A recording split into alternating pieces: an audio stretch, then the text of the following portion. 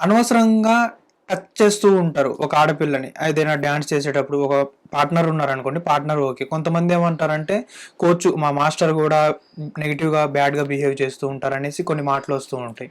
అలాంటివి ఏమన్నా ఫేస్ చేశారా? ఇప్పుడు మనము ఈ ఫీల్డ్‌లోనే అవసరం లేదు. హ్మ్. ఏదైనా జాబ్ కావచ్చు, ఏదైనా మనం నేచురల్‌గా బస్‌లో ట్రావెల్ చేస్తున్నా కావచ్చు. అన్నెసెసరీగా టచ్ చేస్తారు.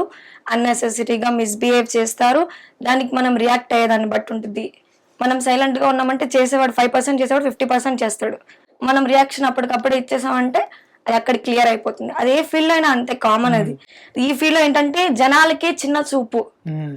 ఈ ఈవెంట్స్ అన్నా, డాన్సెస్ అన్నా జనాలకి అది ఎందుకో నాకు అర్థం కాదు. జనాలకే చిన్న చూపది. కాబట్టి మన మీ అది అలా పాయింట్ అయిపోయింది అలాగా. మీరు చెప్పారు కదా! ఒక్కరి వల్ల మొత్తం అని. హ్మ్. అలా అది స్ప్రెడ్ అయిందనమాట. అంతేకాని మనం రియాక్ట్ అయ్యేదాన్ని బట్టి ఉంటుంది కదా! దేనిలో అయినా మనం రియాక్ట్ అయ్యేదాన్ని బట్టి ఉంటుంది.